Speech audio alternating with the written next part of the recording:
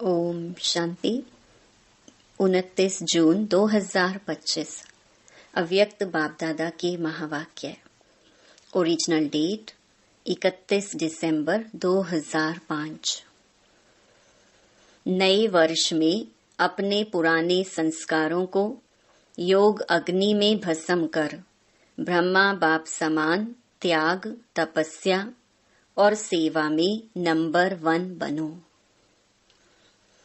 आज बाप दादा चारों ओर के, चाहे सम्मुख हैं चाहे दूर बैठे दिल के समीप हैं, सर्व को 3 मुबारक दे रही हैं।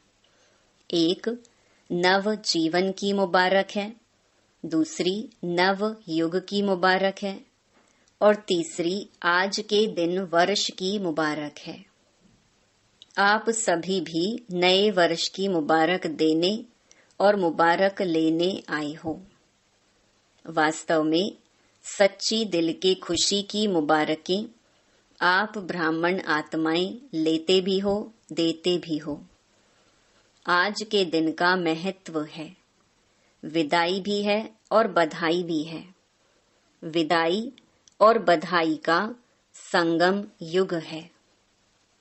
आज के दिन को कहेंगे संगम का दिन है। संगम की महिमा बहुत बड़ी है। आप सभी जानते हो कि संगम युग की महिमा के कारण आजकल पुराने और नए वर्ष के संगम को कितना धूमधाम से मनाते हैं। संगम युग की महिमा के कारण ही इस पुराने नए वर्ष के संगम की महिमा है। जहाँ 2 नदियाँ मिलती हैं, संगम होता है, उनकी भी महिमा है। जहाँ नदी सागर का संगम होता है, उसकी भी महिमा है। लेकिन सबसे बड़ी महिमा इस संगम युग की, पुरुषोत्तम युग की है, जहाँ आप ब्राह्मण भाग्यवान आत्माएं बैठे हो। यह नशा है ना। अगर आपसे कोई पूछे आप किस समय पर हो, क्या कलयुग में रहते हो या सतयुग में रहते हो, तो क्या फलक से कहेंगे? हम इस समय पुरुषोत्तम संगम युग में रहते हैं। आप कलयुगी नहीं हो, संगम युगी हो। और इस संगम युग की विशेष महिमा क्यों है? क्योंकि भगवान और बच्चों का मिलन होता है, मेला होता है, मिलन होता है जो किसी भी युग में नहीं होता। तो मेला मनाने आए हो ना। आप मिलन मेला मनाने के लिए कहाँ से आए हो? कभी स्वप्न में भी सोचा था कि ड्रामा में मुझ आत्मा का ऐसा भी भाग्य नोंधा हुआ है? आत्मा का परमात्मा से मिलने का भाग्य था और है। बाप भी हरेक बच्चे के भाग्य को देख हर्षित होते हैं। वाह भाग्यवान बच्चे, वाह। अपने भाग्य को देख दिल में अपने प्रति वाह, मैं वाह वाह, मेरा भाग्य वाह वाह, मेरा बाबा वाह वाह, मेरा ब्राह्मण परिवार वाह। यह वाह वाह के गीत ऑटोमेटिक दिल में गाते रहते हो ना। तो आज इस संगम के समय अपने अंदर सोच लिया है कि किस किस बातों को विदाई देनी है। सभी ने सोचा है सदा काल के लिए विदाई देनी है, क्योंकि सदा काल के लिए विदाई देने से सदा काल की बधाइयां मना सकेंगे। ऐसी बधाई दो जो आपके चेहरे को देख जो भी आत्मा सामने आए वह भी बधाइयां प्राप्त कर खुश हो जाए। जो दिल से बधाई देते व लेते हैं वह सदा ही कैसे दिखाई देते हैं? संगम युगी फरिश्ता। सभी का यही पुरुषार्थ है ना। ब्राह्मण सो फरिश्ता और फरिश्ता सो देवता, क्योंकि बाप को सब प्रकार के संकल्प व जो भी कुछ प्रवृत्ति का, कर्म का बोझ है वह दे दिया है ना। बोझ दिया है या थोड़ा सा रह गया है, क्योंकि थोड़ा भी बोझ फरिश्ता बनने नहीं देगा।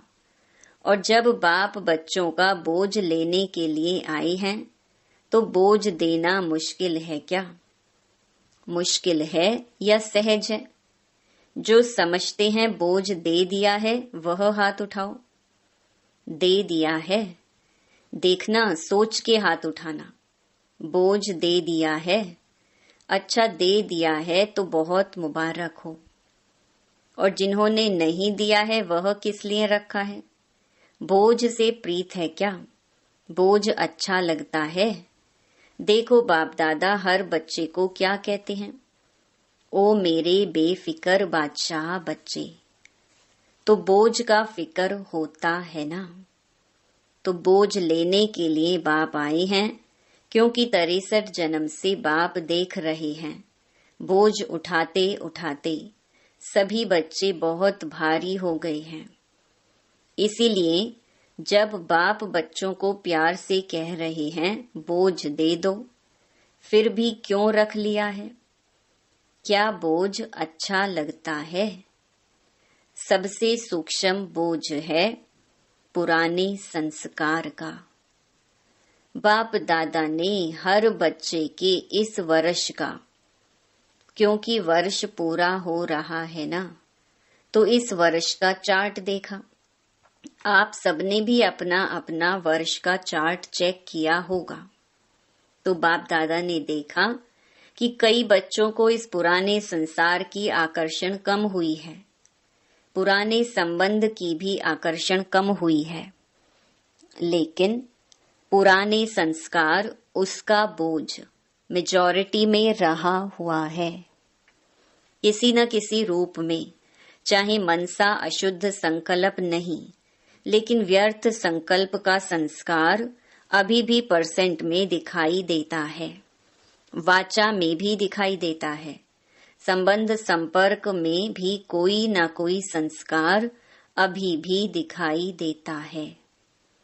तो आज बाप दादा सभी बच्चों को मुबारक के साथ साथ यही इशारा देते हैं कि यह रहा हुआ संस्कार समय पर धोखा देता भी है और अंत में भी धोखा देने के निमित्त बन जाएगा। इसीलिए आज संस्कार का संस्कार करो। हर एक अपने संस्कार को जानता भी है, छोड़ने चाहता भी है, तंग भी है, लेकिन सदा के लिए परिवर्तन करने में तीव्र पुरुषार्थी नहीं है। पुरुषार्थ करते हैं लेकिन तीव्र पुरुषार्थी नहीं है। कारण तीव्र पुरुषार्थ क्यों नहीं होता? कारण यही है जैसे रावण को मारा भी, लेकिन सिर्फ मारा नहीं, जलाया भी। ऐसे मारने के लिए पुरुषार्थ करते हैं, थोड़ा बेहोश भी होता है संस्कार, लेकिन जलाया नहीं तो बेहोशी से बीच बीच में उठ जाता है। इसके लिए पुराने संस्कार का संस्कार करने के लिए इस नए वर्ष में योग अग्नि से जलाने का दृढ़ संकल्प का अटेंशन रखो। पूछते हैं ना, इस नए वर्ष में क्या करना है? सेवा की तो बात अलग है, लेकिन पहले स्वयं की बात है। योग लगाते हो, बाप दादा बच्चों को योग में अभ्यास करते हुए देखते हैं। अमृत वेले भी बहुत पुरुषार्थ करते हैं, लेकिन योग तपस्या तप के रूप में नहीं करते हैं। प्यार से याद जरूर करते हैं, रूह रिहान भी बहुत करते हैं, शक्ति भी लेने का अभ्यास करते हैं, लेकिन याद को इतना पावरफुल नहीं बनाया है। जो जो संकल्प करो विदाई तो विदाई हो जाए। योग को योग अग्नि के रूप में कार्य में नहीं लगाते, इसीलिए योग को पावरफुल बनाओ। एकाग्रता की शक्ति विशेष संस्कार भस्म करने में आवश्यक है। जिस स्वरूप में एकाग्र होने चाहो, जितना समय एकाग्र होने चाहो, ऐसी एकाग्रता संकल्प किया और भस्म। इसको कहा जाता है योग अग्नि। नाम निशान समाप्त। मारने में फिर भी लाश तो रहता है ना। भस्म होने के बाद नाम निशान खत्म।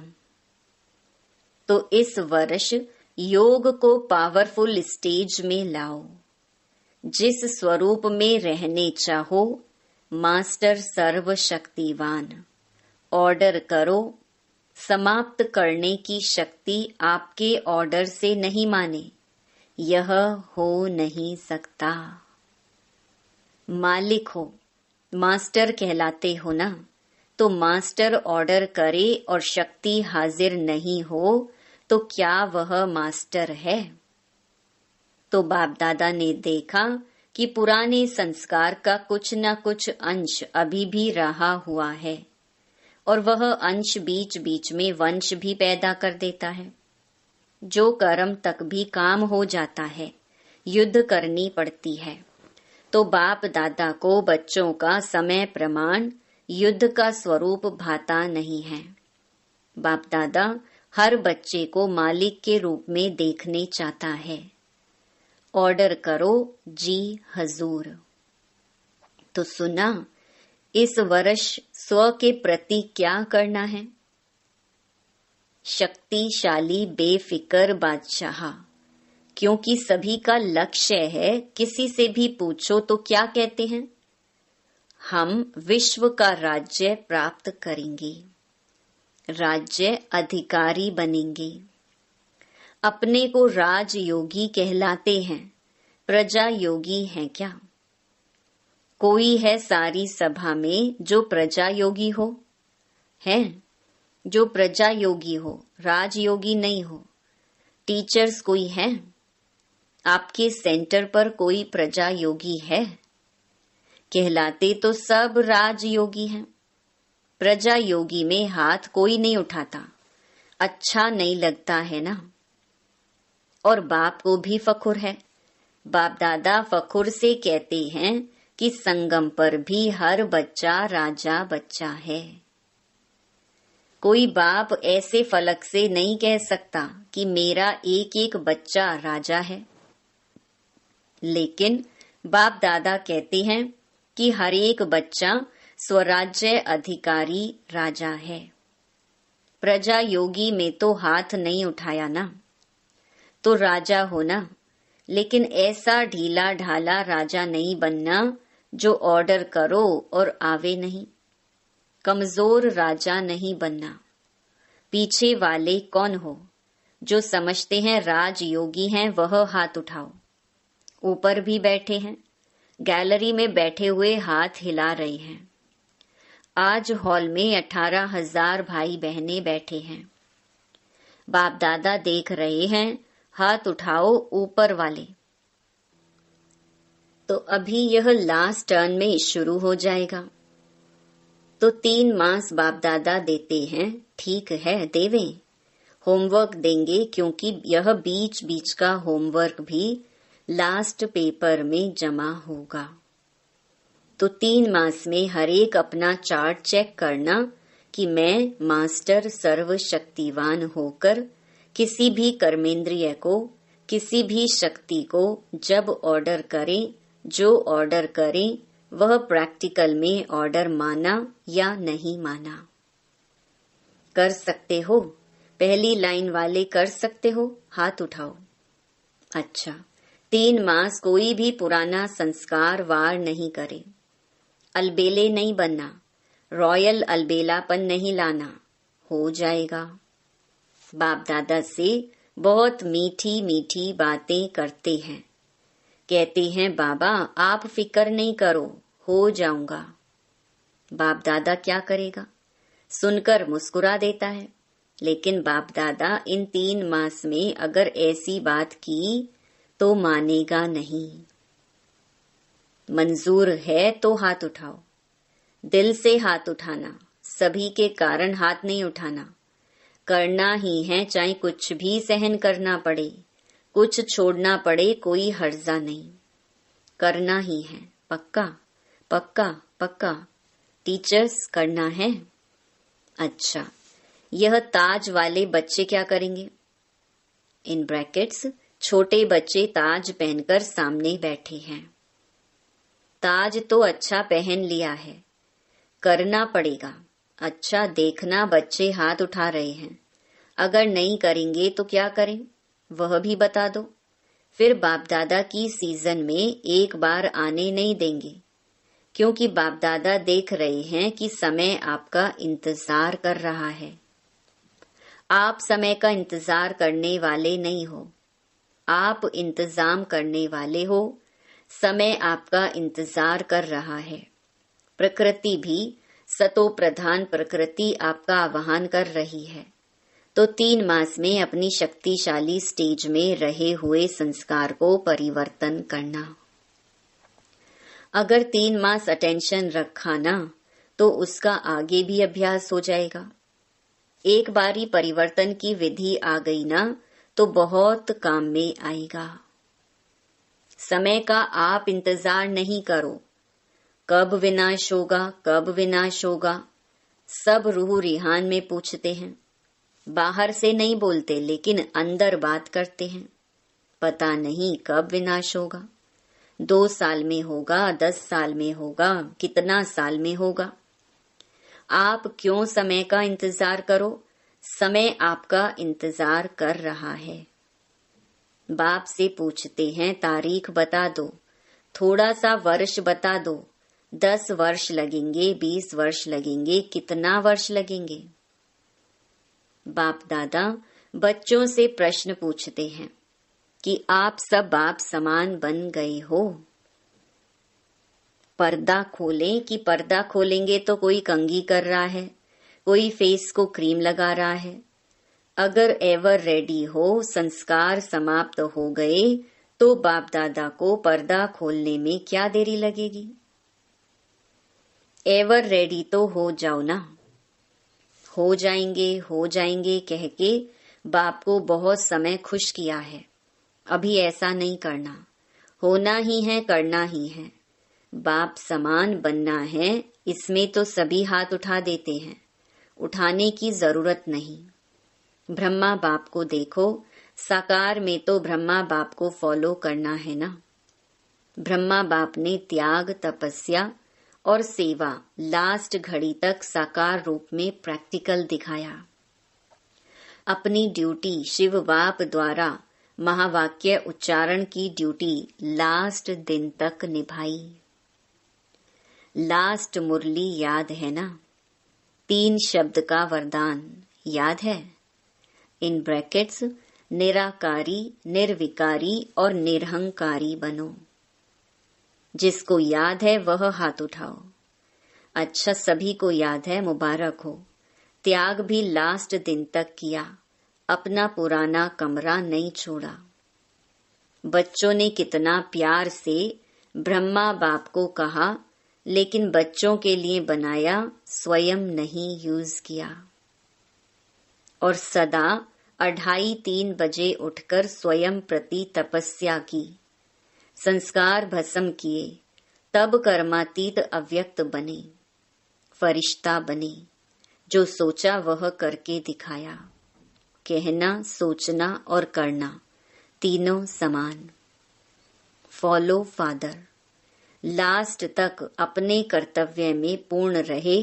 पत्र भी लिखे, कितने पत्र लिखे, सेवा भी नहीं छोड़ी। Follow father. अखंड महादानी, महादानी नहीं, अखंड महादानी का प्रैक्टिकल रूप दिखाया। अंत तक, लास्ट तक बिना आधार के तपस्वी रूप में बैठे। अभी बच्चे तो आधार लेते हैं ना बैठने का, लेकिन ब्रह्मा बाप ने आदि से अंत तक तपस्वी रूप रखा। आंखों में चश्मा नहीं डाला। यह सूक्ष्म शक्ति है, निराधार। शरीर पुराना है, दिन प्रतिदिन प्रकृति, हवा, पानी दूषित हो रहा है। इसीलिए बाप दादा आपको कहते नहीं हैं क्यों आधार लेते हो, क्यों चश्मा पहनते हो। पहनो, भले पहनो, लेकिन शक्तिशाली स्थिति जरूर बनाओ। सारी विश्व का कार्य समाप्त किया है। बाप दादा आपसे प्रश्न पूछता है, आप सभी संतुष्ट हो कि विश्व कल्याण का कार्य पूरा हो गया है। जो समझते हैं कि विश्व कल्याण का कार्य समाप्त हो गया है वह हाथ उठाओ। एक भी नहीं। तो कैसे कहते हो विनाश होगा? काम तो पूरा किया नहीं। अच्छा, चारों ओर के सदा उमंग उत्साह में आगे बढ़ने वाले, सदा हिम्मत से बाप दादा की पदम गुणा मदद के पात्र बच्चों को सदा विजयी रतन हैं। हर कल्प में विजयी बने थे, अब भी हैं और हर कल्प में विजयी है ही हैं। ऐसे विजयी बच्चों को सदा एक बाप, दूसरा ना कोई, न संसार की आकर्षण न संस्कार की आकर्षण, दोनों आकर्षण से मुक्त रहने वाले सदा बाप समान बच्चों को बाप दादा का याद प्यार और नमस्ते। वरदान सदा काल के अटेंशन द्वारा विजय माला में पिरोने वाले बहुत समय के विजयी भव। बहुत समय के विजयी विजय माला के मणके बनते हैं। विजयी बनने के लिए सदा बाप को सामने रखो। जो बाप ने किया वही हमें करना है। हर कदम पर जो बाप का संकल्प वही बच्चों का संकल्प, जो बाप के बोल वही बच्चों के बोल, तब विजयी बनेंगे। यह अटेंशन सदा काल का चाहिए, तब सदा काल का राज्य भाग्य प्राप्त होगा। क्योंकि जैसा पुरुषार्थ वैसी प्रालब्ध है। सदा का पुरुषार्थ है तो सदा का राज्य भाग्य है। स्लोगन सेवा में सदा जी हाजिर करना, यही प्यार का सच्चा सबूत है। अव्यक्त इशारे आत्मिक स्थिति में रहने का अभ्यास करो, अंतर्मुखी बनो।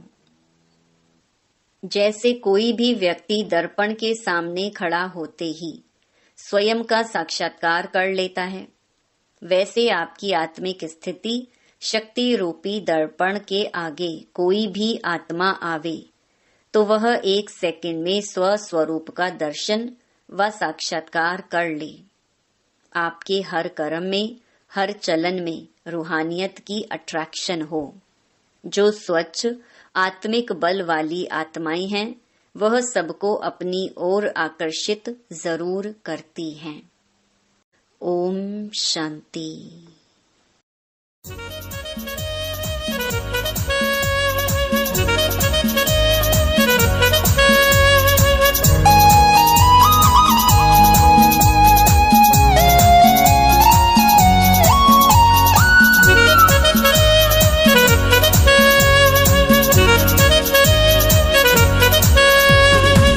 वाह बाबा, वाह बाबा, हम है कहते शान से। वाह बाबा, वाह बाबा, हम है कहते शान से। हर समस्या हवा बन के, हर समस्या हवा बन के उड़ जाती संसार से।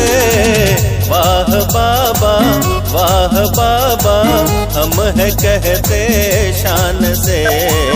वाह बाबा, वाह बाबा, हम है कहते शान से।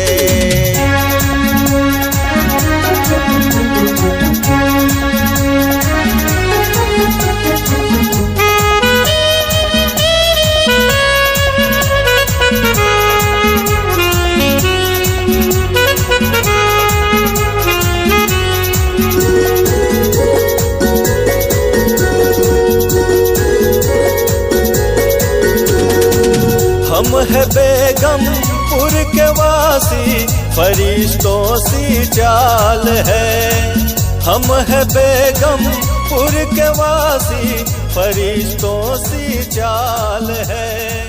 बाबा संग सदा रहूं।